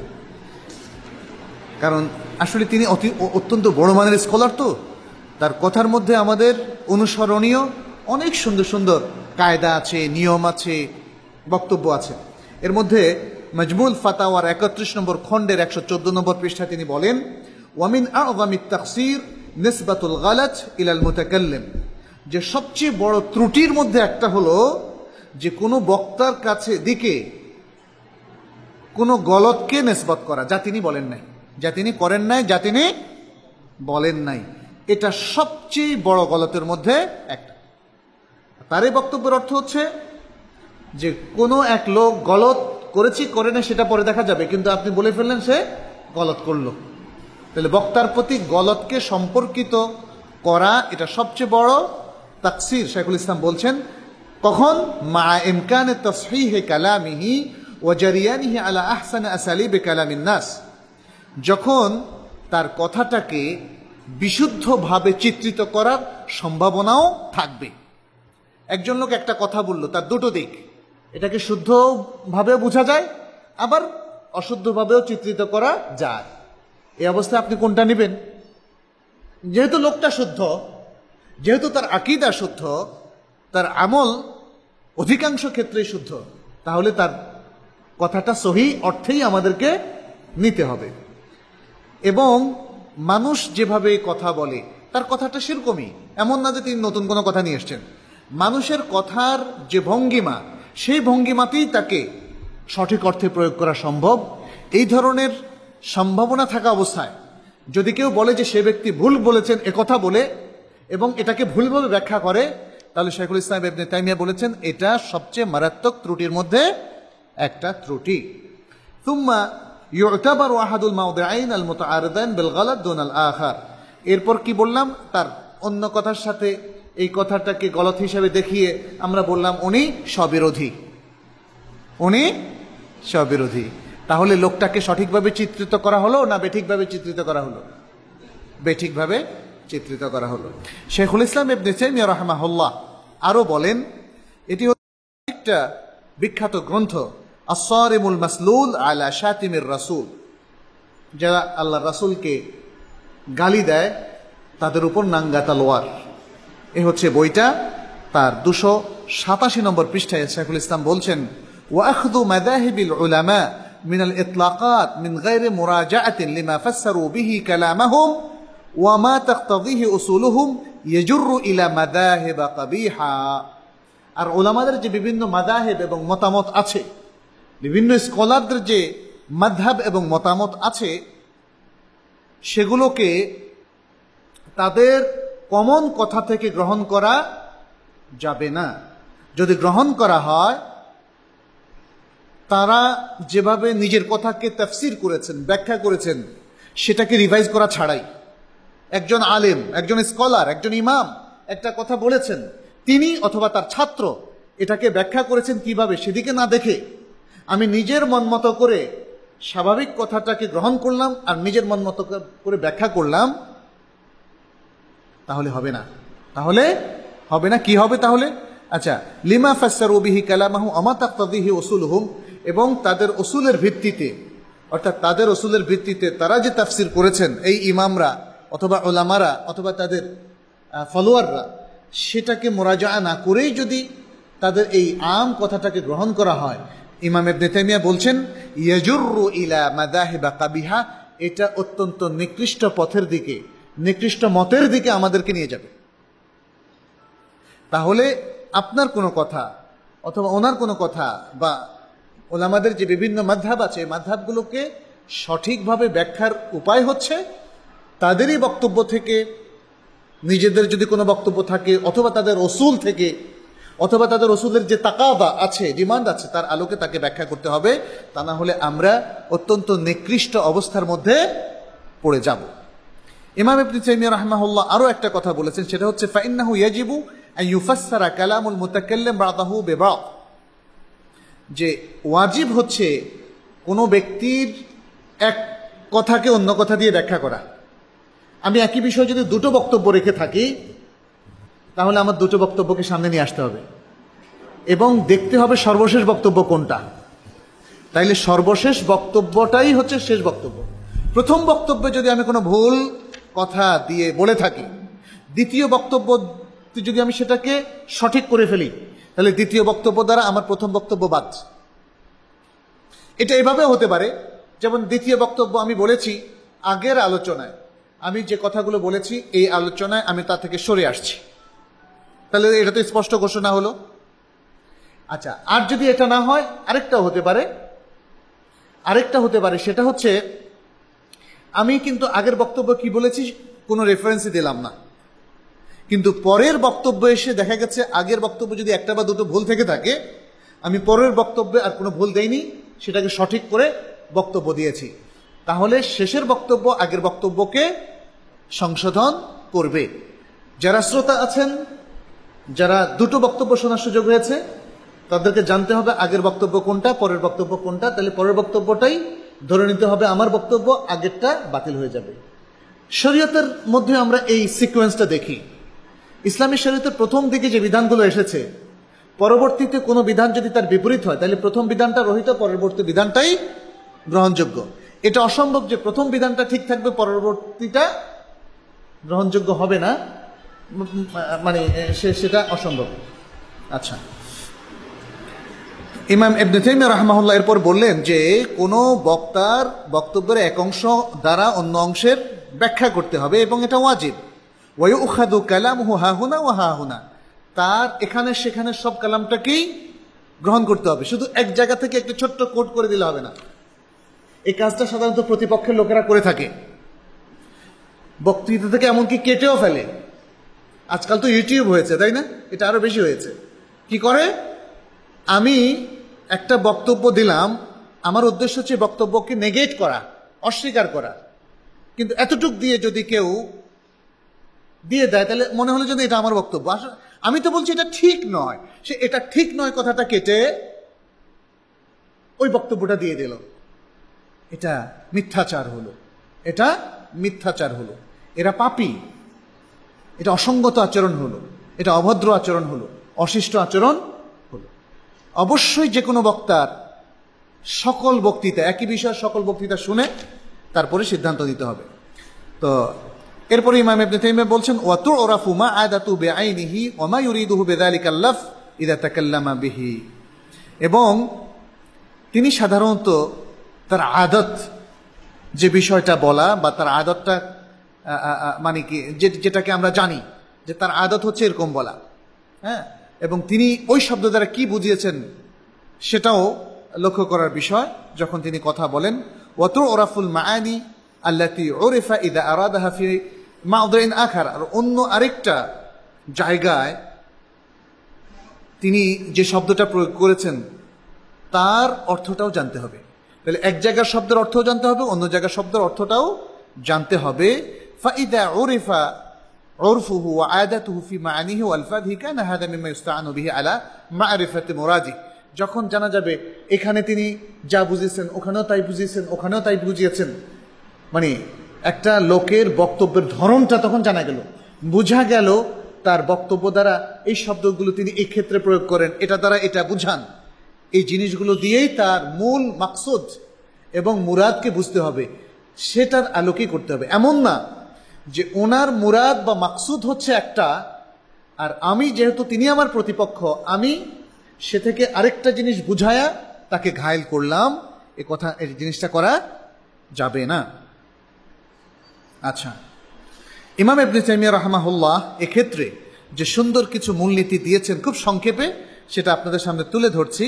এটাও আসলে সোনার অক্ষরে লেখার মতো। আমরা যারা এই বিষয়ে দেখি যে অনেকেই পদচ্যুত হন, তারা যেন সঠিকভাবে সুন্দর আচরণমূলক মানে একটা চরিত্র উপহার দিতে পারেন, সেজন্য এখানে 3টা পয়েন্ট উল্লেখ করা আছে, সেটা আমরা মনে রাখার চেষ্টা করতে পারি। 1 নম্বর, আন্নাল কালাম আল্লাযী কাদ ইউফহামু মিনহু মা'নান খাতিউন ওয়া মা'নান সাহিহ ইয়ানবাগি আন ইউহমালা আলাল মা'না সাহিহ, যখন কোনো ব্যক্তির বক্তব্য থেকে একটা ভুল অর্থও বোঝা যায় আর একটা সঠিক অর্থও বোঝা যায়, অর্থাৎ আপনি যে কথাটা বলেছেন তার একটা ভুল অর্থ আছে আবার সঠিক অর্থ আছে, তখন নিয়ম হচ্ছে সঠিক অর্থের উপরে ওই ব্যক্তির মানে বক্তব্যকে হামল করা, বুঝা যে না তিনি সঠিকটাই বুঝিয়েছেন, এটাই ধরে নেওয়া।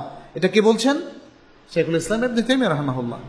ওয়া মুখালাফাতু যালিকা কুসুরুন মিন সাহিবিহি, আর যদি কেউ এর বিপরীতটা করে, যে উনি যা বলেন, যেহেতু প্রতিপক্ষ বা বিরোধী, উনি যা বলেন তার সবসময় ভুলটাই উনি মিন করেন, তাহলে এটা হবে ওই ব্যক্তির পক্ষে কসুর, ত্রুটি, এটা একটা ত্রুটিযুক্ত আচরণ।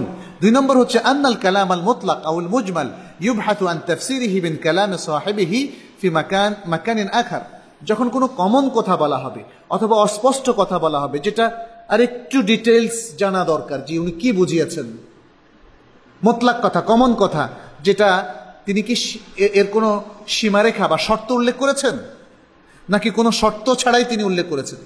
যেমন ইসলামে কোনো জিনিস আছে শর্ত সাপেক্ষে জায়েজ, এখন ওনাকে জিজ্ঞেস করা হলো এটা কি জায়েজ, উনি বললেন হ্যাঁ জায়েজ, উনি বললেন হ্যাঁ জায়েজ, কিন্তু আসলে এটা কমনলি জায়েজ না, এটা কিছু কিছু শর্ত সাপেক্ষে জায়েজ।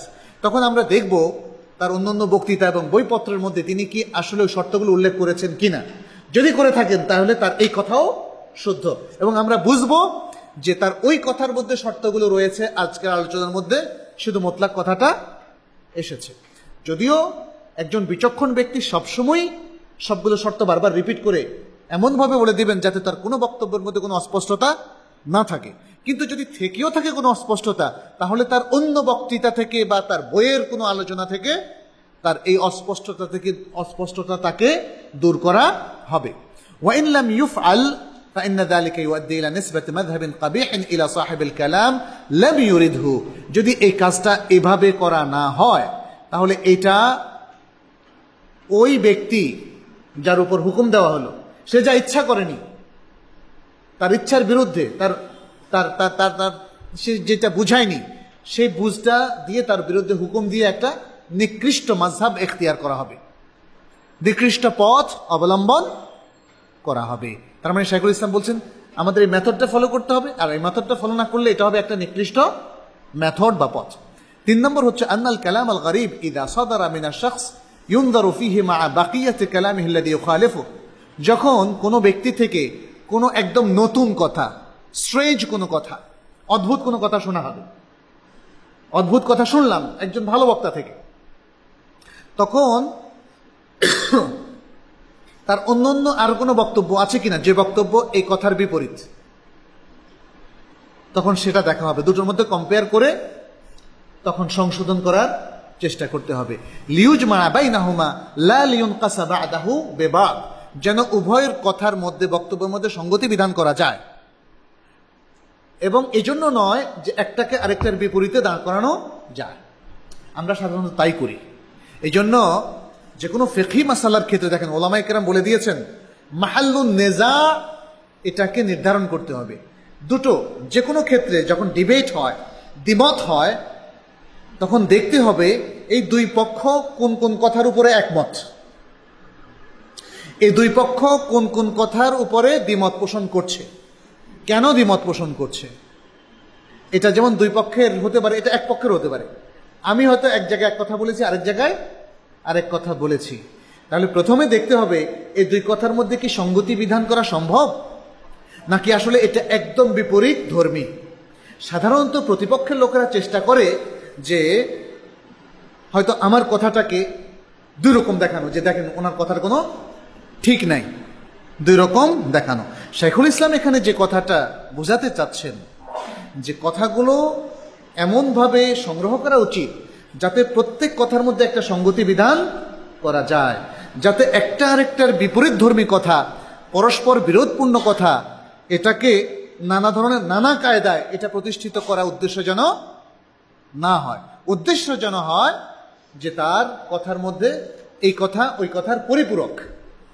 এভাবেই মানুষকে বিশ্লেষণ করতে হবে, তা না হলে ইনসাফ হবে না, তা না হলে তার তাকে আমরা অপূর্ণভাবে তাকে আংশিকভাবে দেখা হলো, পরিপূর্ণভাবে দেখা হলো না।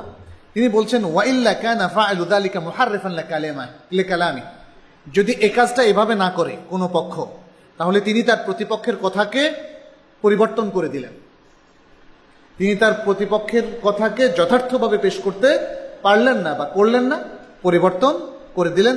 মুহাম্মিলান লিকালামিহি লা মা লা ইয়াহতামিলু, তার কথা এর মধ্যে যার কোনো সম্ভাবনাই ছিল না এমন কিছুকে জোর করে চাপিয়ে দিলাম তার কথার মধ্যে। এটা হয়, হয়তো আমি এমন কোনো কথা বলিনি, কিন্তু আমার সাথে যিনি বিরোধিতা করছেন তিনি বলছেন না উনি বলেছেন কোন কথা থেকে এই যে বক্তব্য, কিন্তু এই বক্তব্য আমার সব বক্তব্যের সাথে মিলালে দেখা যায় উনি যা দাবি করছেন আসলে তা আমি বলিনি। তাহলে উনি জোর করে চাপিয়ে দিচ্ছেন, জোর করে বলছেন যে না তা আমি বলেছি। এই পয়েন্টগুলো যদিও একটু সূক্ষ্ম পয়েন্ট, কিন্তু এই পয়েন্টগুলো আমাদের ভাবতে হবে। বিশেষ করে এই সমাজের যারা দাঈল আল্লাহ, যারা ইলমের খেদমত করছেন, আজকে সমাজে যেহেতু বিরোধিতা অনেক বেশি, তাই না? আজকে বিরোধিতা আমাদের মধ্যে, মতের বিরোধিতা, মাসালার বিরোধিতা, মাযহাবের বিরোধিতা, এটা কমন ফেনোমেনন হয়ে গেছে আমাদের মধ্যে। আর যদি আমরা হককে প্রতিষ্ঠিত করতে চাই, তাহলে এই মৌলিক নীতিমালাগুলোকে যদি আমরা ধাতস্থ করতে না পারি, প্রতিষ্ঠিত করতে না পারি, অনুসরণ করে নিজেদের মধ্যে মুখালাফাত কমিয়ে নিয়ে না আসতে পারি, তাহলে কিন্তু আমাদের যে অবস্থার মধ্যে আজকে মুসলিম উম্মাহ পৌঁছে গেছে বিভিন্ন সমাজে, বিভিন্ন কমিউনিটিতে, তা থেকে উত্তরণের আর কোনো উপায় নাই। শাইখুল ইসলাম ইবনে তাইমিয়া রাহমাহুল্লাহ, স্কলার অব দ্য উম্মাহ, তিনি এই পয়েন্টগুলো সেই 750 বছর আগে তিনি ধরতে পেরেছিলেন এবং জাতিকে দিক নির্দেশনা দিয়ে গেছেন। কিন্তু আফসোস, আমরা কিন্তু এই গুরুত্বপূর্ণ পয়েন্টগুলো নিয়ে কোনো আলোচনা পর্যালোচনা করছি না। আমরা শুধু মাসলা মাসাইল নিয়ে খালি খিটিমাট মানে একটু লাগালাগিতে অভ্যস্ত, কাদা ছোঁড়াছড়িতে অভ্যস্ত।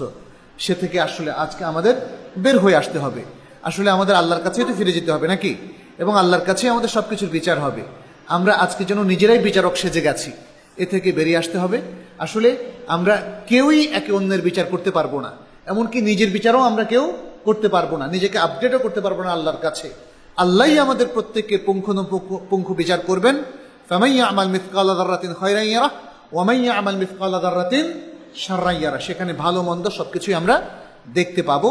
অতএব আমরা কেউ বিচারক না সেজে, আমরা যে মেথোডোলজি ইসলামিকলি আমাদেরকে দেয়া হয়েছে, যে একাডেমিক মেথোডোলজি, সেটা ফিকহি মাসালার ক্ষেত্রে, আকীদার ক্ষেত্রে, ইসলামের ক্ষেত্রে, তাফসীরের ক্ষেত্রে, ঈমানের ক্ষেত্রে, বিভিন্ন ক্ষেত্রে সে মেথোডোলজি ফলো করে আমরা একটা সুন্দর জীবন যাপন করি, তাহলে এই সমাজের মধ্যে আবারও আল্লাহর রহমত এবং বরকত নেমে আসবে, আমাদের মধ্যে ভ্রাতৃত্ববোধ সৃষ্টি হবে। আল্লাহ আমাদের সে তৌফিক দান করুন। হাদা ওয়া সাল্লাল্লাহু সাল্লাম আলা নবিয়িনা মুহাম্মদ ওয়া আলা আলিহি ওয়া আসহাবিহি আজমাইন।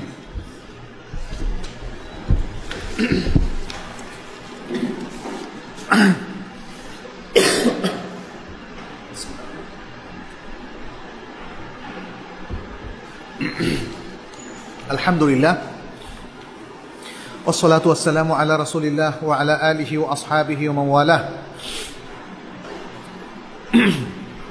আমরা সংক্ষেপ উত্তর দেওয়ার চেষ্টা করব, যেহেতু মাগরিবের সালাত ঘনিয়ে এসেছে।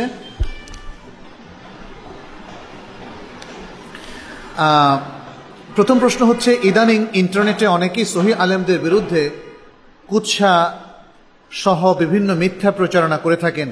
এক্ষেত্রে তাদের এহেন কাজের প্রতিবাদ আমরা কিভাবে করব? মেথোডোলজির আলোকে করবেন। যারা কুৎসা রটনা করছে তারা অবশ্য কুৎসিত ভাষাই পদ্ধতিতেই করছে। আমরা আহ্বান করব, কুৎসা রটনার প্রয়োজন নেই। এটা কোনো স্কলারের এটা এটা এটা কাজ হতে পারে না, তার চরিত্র হতে পারে না।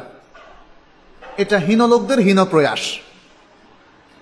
যদি কেউ কোনো একাডেমিক ভুল, ইলমি খাতা বা ভুল ধরতে চান কারো কোনো বক্তব্যে, তাহলে তার দরজা ওপেন আছে। তিনি একাডেমিক স্টাইলে কথা বলবেন। এবং আমরা কিন্তু বলেই এসেছি, একাডেমিক স্টাইলগুলোর মধ্যে পরস্পরের প্রতি শ্রদ্ধা, ভালোবাসা পোষণ করা, শ্রদ্ধার সাথে তাকে উল্লেখ করা। যেমন আমরা সালেফে সালেহিনের মধ্যে অথবা যারা মারা গিয়েছেন এরকম স্কলার, সে যে মাযহাবেরই হোক, আমরা রাহমাহুল্লাহ বলি। আমরা তাদের বক্তাদের উপর, কোনো বক্তার উপর মানে কোনো ধরনের ঘৃণা অথবা অসম্মান প্রকাশ করি না, করাটা সঠিক মনে করি না। সসম্মানেই আমরা বলি এটা বলেছেন, তবে তার চেয়ে আরো গুরুত্বপূর্ণ শক্তিশালী দলিল পাওয়া যাচ্ছে রাসূল সাল্লাল্লাহু আলাইহি ওয়াসাল্লামের কথায় অথবা সাহাবাদের কথায়। সে কারণে আমরা এই ইমামের বক্তব্যের চাইতে এই হাদিসের বক্তব্যটাকে গ্রহণ করছি। এটা উসলুব। আর যদি কেউ তার সাথে দ্বিমত পোষণ করেন, হয়তো কোনো ইমামের পক্ষেই তিনি থাকতে চান, তিনি থাকুন, কিন্তু তাকে দলিলের শক্তি প্রমাণ করে অন্য মতটার যে ভুল সেটা প্রমাণ করতে হবে। গায়ের জোরে নয়, কুৎসা রটনা করে নয়, অশালীনভাবে নয়। এটা অন্যায়, এটা পাপ, এটা করা যাবে না। আর তাদের প্রতিবাদ, হ্যাঁ, আমরা যে কথাটা বলছি এটা একটা তাদের প্রতিবাদ, যে কুৎসা রটনা করা যাবে না। আর যে কোনো অশালীন অথবা মানে খারাপভাবে যারা এভাবে কুৎসা রটনা করছেন তাদেরকে সুন্দর নসিহত করা যেতে পারে। আমি মনে করি তাদের প্রতিবাদের ভাষা হবে নসিহা। এটাই হচ্ছে রাসূল সাল্লাল্লাহু আলাইহি ওয়াসাল্লামের মেথোডোলজি। কারণ তিনি বলেছেন, আদ-দীনু আন-নাসিহা, দিন হচ্ছে নসিহত, উপদেশ এবং কল্যাণ কামনা। অতএব রাসূল সাল্লাল্লাহু আলাইহি ওয়াসাল্লামের নসিহত যতটা শালীন সুন্দর ছিল, আমাদের নসিহত এবং প্রতিবাদও ততটা শালীন সুন্দর হবে, অথবা ততটা করার আমরা মানে প্রাণপণ চেষ্টা করব। এটা হচ্ছে তাদের প্রতি এবং আমাদের সবার প্রতি নসিহাত। কত দূরে গেলে নামাজ কসর করব, সফরের দূরে গেলে নামাজ কসর করবেন। এখন কতটুকু দূরে গেলে করবেন সেটা আমরা ভিন্ন আরেক আলোচনা করব, কারণ এই ধরনের আলোচনা আমাদের অ্যাভেলেবেল উত্তর দেওয়া আছে। এটা একটা দীর্ঘ আলোচনা, যেহেতু এখানে অনেক মত আছে যে কতটুক দূর হলে কসর হবে, কতটুক দূর হলে কসর হবে।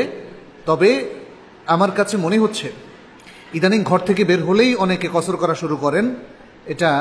এটা নিয়ে ভাইদের ভাবা উচিত।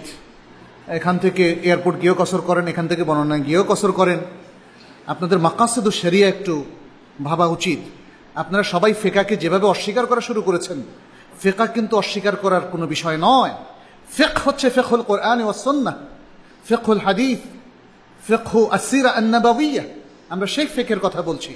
ফিকহের উসিলা দিয়ে যারা বিভ্রান্ত পথে চলছেন, সেটা কিন্তু সেটার চিকিৎসা এটা নয় যে আপনি ফিকহকে অস্বীকার করবেন, আপনি উসুলে ফিকহকে অস্বীকার করবেন, আপনি সহিহ ইজমাকে অস্বীকার করবেন, আপনি সহিহ কিয়াসকে অস্বীকার করবেন। এটা আমরা ভুল পথে অগ্রসর হব ভাইরা, এটা করতে যাবেন না। আপনি মাকাসিদে শরিয়ার মাকাসিদ, ওই যে ইস্তেকরার মাধ্যমে, আজকে যে ইস্তেকরার কথা আমি বললাম, তাতাব্বু আন নুসুসের মাধ্যমে আপনি শরিয়ার মাকাসিদগুলো বুঝতে পারেন। অতএব ঠিক মোটা দাগে আপনি যা বুঝছেন সেটাকেই আমলে পরিণত করবেন না। বিশেষ করে ওলামারা যে বিষয়গুলো নিয়ে ডিসকাস করেছেন, প্রবলভাবে মতভেদ করেছেন, এই বিষয়গুলোতে অবশ্যই মুহাক্কিক আলেমদের আপনি মত দিতে হবে। নেওয়ার পরে যদি আপনি কনভিন্সড হন, আমার আপত্তি নাই। আপনি যদি ভুলও করেন, সে ভুল ধরার আমার কোনো প্রয়োজনও নাই। কারণ হচ্ছে আমরা বলেছি ভুল করার পরেও একটা সওয়াব হবে।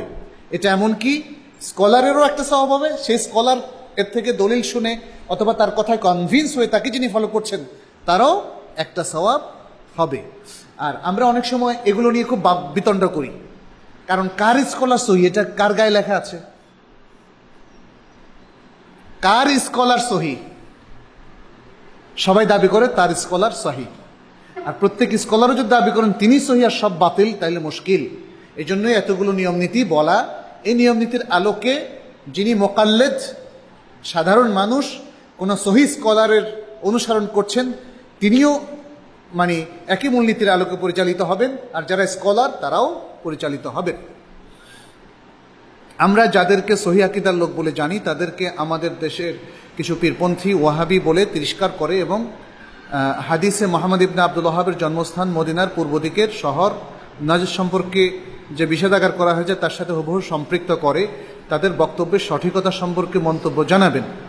ওয়াহাব তো আল্লাহর নাম, ওয়াহাবি মানে হচ্ছে আল্লাহওয়ালা।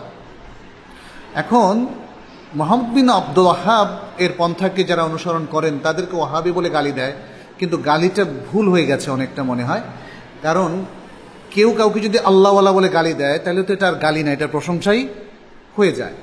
মোহাম্মদ বিন আব্দুল ওয়াহাব একজন যুগের শ্রেষ্ঠ সংস্কারক ছিলেন। শিরিক থেকে জাতিকে উদ্ধারের জন্য একজন ব্যক্তি যে কত বিশাল অবদান রাখতে পারেন ইসলামের ইতিহাসে, তিনি তার একটা বিশাল প্রমাণ।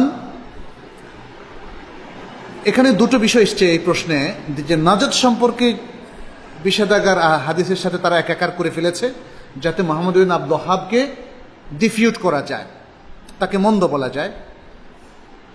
শুধু এই বিষয়ে না, যে কোনো বিষয়ে হাদিসকে সুনির্দিষ্ট কোনো শহরের উপরে, কমন কোনো হাদিসকে অথবা হাদিসের ইঙ্গিতকে কোনো সুনির্দিষ্ট শহরের উপরে নিজের ইচ্ছা মোতাবেক প্রয়োগ করা, অথবা কোনো সুনির্দিষ্ট সন তারিখের উপরে প্রয়োগ করা, এটা সুন্নাহর বিরোধী, এটা সালাফে সালেহিনের মানহাজের বিরোধী। বাংলাদেশে কবে কিয়ামত হবে এটাকে সন তারিখ সহ বলা, এটা সুন্নাহ বিরোধী। ইমাম মাহাদি কোন বছর বের হবেন, এটা সুনির্দিষ্টভাবে বলা সুন্নাহ বিরোধী। নাজাদ সম্পর্কে বলে মোহাম্মদ বিন আব্দুল ওয়াহাব রাহিমাহুল্লাহ রাহমাতান ওয়াসিআহ তাকে ডিফিউট করা, এটা সুন্নাহ বিরোধী। এই কাজগুলো করা যাবে না। কমন হাদিসকে কমন হাদিসের উপরই রেখে দিতে হবে। একটা ছোট্ট উদাহরণ দিচ্ছি। রাসূলুল্লাহ সাল্লাল্লাহু আলাইহি সাল্লাম যে হাদিসে বলা হয়েছে তিনি এক রাতে হয়রান হয়ে গেলেন দাজ্জালের বের হওয়ার বিষয়গুলো নিয়ে, তাতে মনে হয়েছে যে খুব শীঘ্রই চলে আসছে। এই শীঘ্রইটা হাদিসকে যারা পড়বেন মনে হয় যেন এই কয়েকদিন পরে অথবা কয়েক মাস পরে, এরকম মনে হচ্ছে। কিন্তু আজও কি দাজ্জাল বের হয়েছে? দাজ্জাল নিয়েও এখন নানা মত, নানা পথ। আমি আশা করব দাজ্জাল নিয়েও সবাই সুন্নার বাইরে যাবেন না কেউ। ইমাম মাহদি নিয়ে সুন্নার এবং সুন্নাপন্থী ওলামারা যে ডিরেকশন আমাদেরকে দিয়েছে এর বাইরে কেউ যাবেন না। নতুন কোনো চিন্তা চেতনার মুখোমুখি হওয়ার কোনো প্রয়োজন নাই। অতএব আমি মনে করি যে যারা আসলে ইসলামকে ভালোবাসেন, দিনকে ভালোবাসেন, আল্লাহওয়ালা লোকদেরকে ভালোবাসেন, আসলে কোনো স্থান, কোনো দেশ, কোনো ভূগোলের সাথে কোনো রিলেশন নাই, কোনো সময়ের সাথে এর কোনো রিলেশন নাই। আমাদের ইসলামকে যারা ভালোবাসেন তাদের সবাইকে আমরা ভালোবাসি। যারা ঈমান পোষণ করেন তাদের ঈমানের কারণে আমরা তাদেরকে ভালোবাসি। যারা আল্লাহকে ভালোবাসেন, যারা আল্লাহ রাসূল সাল্লাল্লাহু আলাইহি ওয়াসাল্লামকে ভালোবাসেন, তাদের সবাইকে আমরা ভালোবাসি। যারা সুন্নাহকে ভালোবাসেন, যতটুকু সুন্নাহকে তারা ভালোবাসেন ততটুকু তাদেরকে আমরা ভালোবাসি। যাদের মধ্যে যে বিদআত আছে সে বিদআতকে আমরা ঘৃণা করি। যাদের মধ্যে যতটুকু শিরক আছে সেই শিরককে আমরা ঘৃণা করি। যাদের মধ্যে যতটুকু কুফরের চর্চা আছে সেই কুফরকে আমরা ঘৃণা করি। এবং আমরা এই তিন শ্রেণীকে আহ্বান জানাই যে তারা বিদআত মুক্ত হবেন, তারা শিরক মুক্ত হবেন, তারা কুফরি মুক্ত হবেন। ব্যক্তিকে আমরা ঘৃণা করি না, কারণ ব্যক্তি যখনই মুক্ত হবেন তখনই পিওরলি তিনি আমার আখফিদ্দিন হয়ে যাবেন, আখফিল ইমান হয়ে যাবেন। আর ব্যক্তিকে ঘৃণা করলে হবে কি, তিনি শুদ্ধ হওয়ার পরেও ব্যক্তির ঘৃণাটা অবশিষ্ট থেকে যাবে।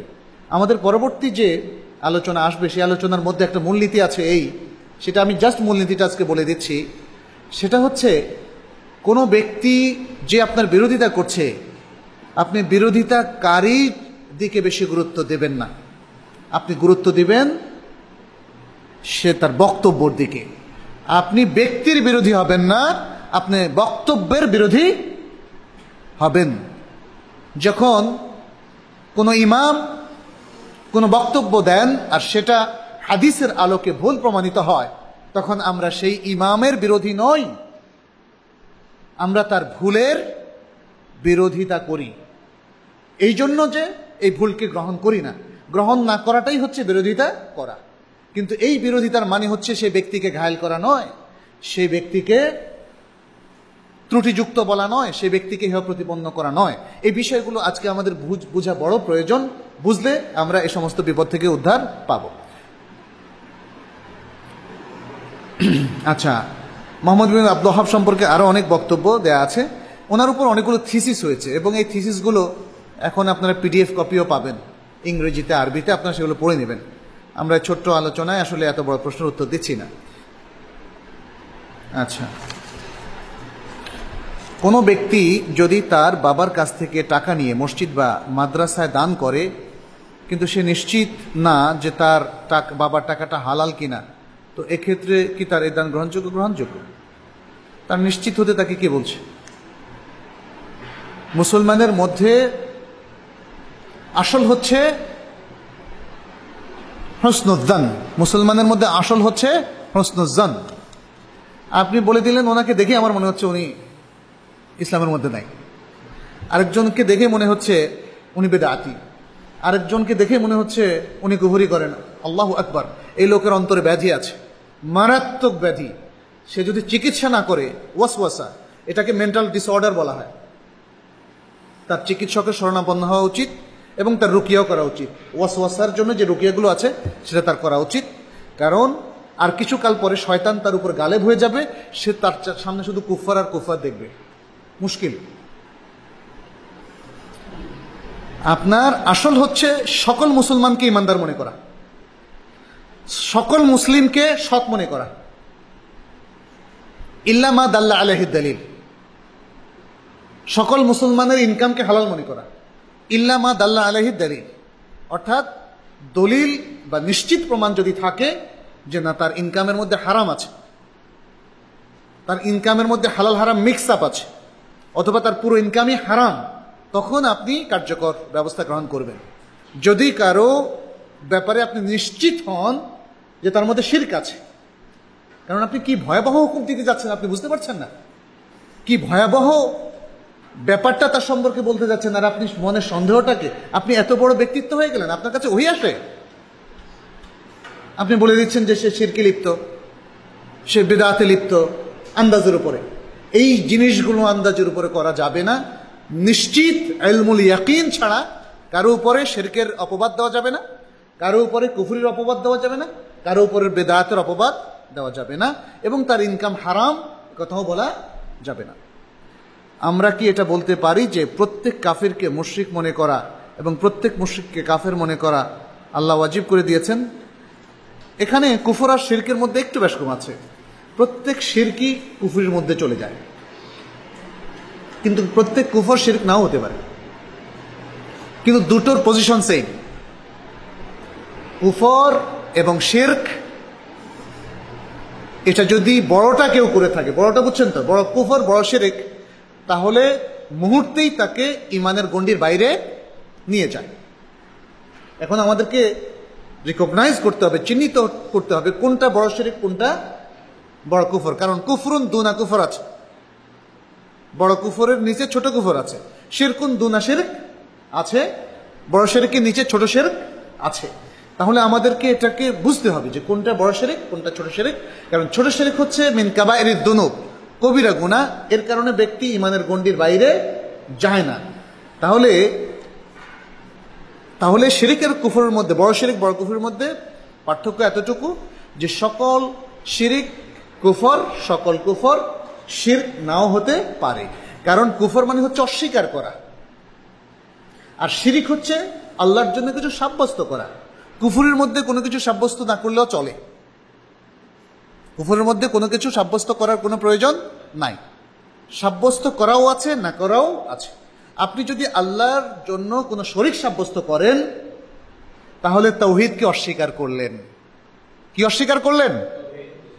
তাহলে আপনার শিরকও হলো কুফরও হলো।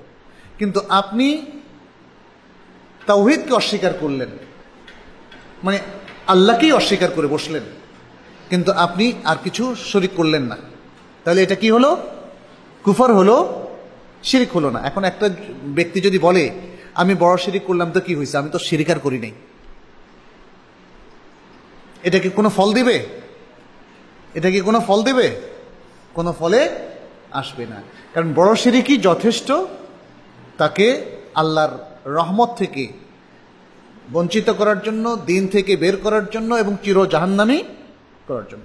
আল্লাহ আমাদের সবাইকে রক্ষা করুন। আরেকটা প্রশ্নের উত্তর দিয়ে শেষ করবো ইনশাআল্লাহ।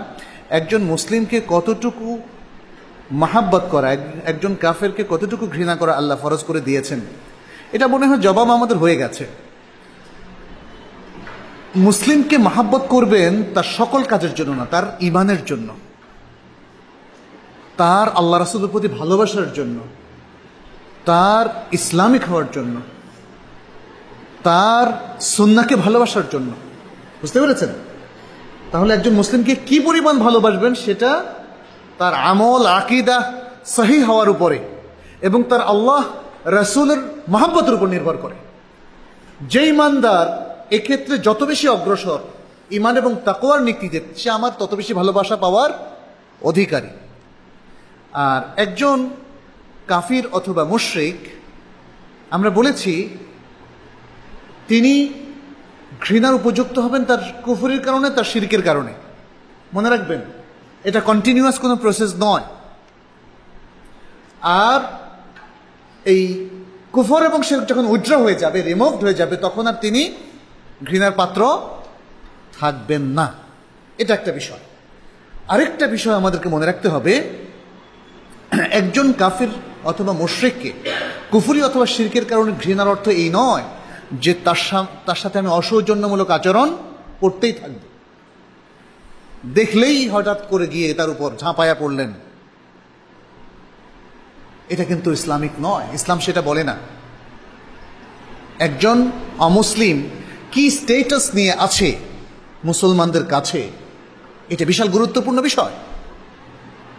অমুসলিমদের যারা শরণ নিয়ে আছে, অর্থাৎ যারা যারা আশ্রয় নিয়ে আছে মুসলিম, অর্থাৎ অনুমতি নিয়ে আছে মুসলিম সরকারের কোনো কমিউনিটিতে, সমাজে, এবং যারা যুদ্ধরত নয়, সূরা আল মুমতাহিনার 8 নম্বর আয়াত আপনারা পড়ে দেখবেন, দলিল যারা যুদ্ধরত নয় মুসলমানদের সাথে, তারা সকল কুফরিতে লিপ্ত অথবা অমুসলিম অথবা শিরকে লিপ্ত সকল মানুষ মুসলমানদের কাছে সৌজন্যমূলক ব্যবহার পাওয়ার অধিকারী। অসৌজন্যমূলক ব্যবহার তাদের সাথে করা যাবে না। অতএব ঘৃণার ভুল ব্যাখ্যা করা যাবে না, ঘৃণার ভুল ব্যাখ্যা করা যাবে না। কারণ এই অমুসলিম যারা আছে এরা মুসলমানদের আখলাক দেখেই তো ইসলাম গ্রহণ করেছে, এটাই তো আমরা ইতিহাস থেকে জেনে এসেছি। যদি অমুসলিম মাত্রই তাদের সাথে দুর্ব্যবহার করা যেত, তাহলে তো মুসলমানরা কোনো আখলাকের মধ্যেই পড়ে না অমুসলিমদের কাছে, এবং কোনোদিন কোনো অমুসলিম ইসলাম গ্রহণ করতো না। সেই রাসূল সাল্লাল্লাহু আলাইহি ওয়াসাল্লামের যুগ থেকে আরম্ভ করে পরবর্তী খলিফাদের যুগে সবসময় আমরা দেখেছি, সবসময় অমুসলিমরা এসেছে ইসলামিক রাষ্ট্রে, এসেছে নতুন অনুপ্রবেশ করেও। যেমন রাদিয়াল্লাহু তাআলা আনহুকে যে ব্যক্তি গাছের নিচে আবিষ্কার করলো, তারা কি নিরাপদ ছিল না? তাহলে মুসলিম রাষ্ট্রে মুসলমানরা অমুসলিমদেরকে নিরাপত্তা দিবে, সৌজন্যতামূলক ব্যবহার করবে এবং এমনভাবে ব্যবহার করবে যেন তারা বুঝে যে মুসলিমদের কাছে সারা বিশ্ব নিরাপদ, মুসলিমদের কাছে সারা সবাই ভদ্র ব্যবহার পায়, সৌজন্যমূলক ব্যবহার পায়। মুসলিমরা রিয়াক্টিভ নয়, প্রোঅ্যাক্টিভ। মুসলিমরা সকল সৌন্দর্যের আধার। অতএব আমাদের সেভাবেই ট্রিট করতে হবে। আল্লাহ আমাদের সবাইকে তৌফিক দান করুন। হাদা ওয়া সাল্লাল্লাহু ওয়াসাল্লাম আলা নবিয়িনা মুহাম্মদ ওয়া আলা আলিহি ওয়া আসহাবিহি আজমাইন। সুবহানাকাল্লাহুম্মা ওয়া বিহামদিক আশহাদু আল্লা ইলাহা ইল্লা আনতা আস্তাগফিরুকা ওয়া আতুবু ইলাইক।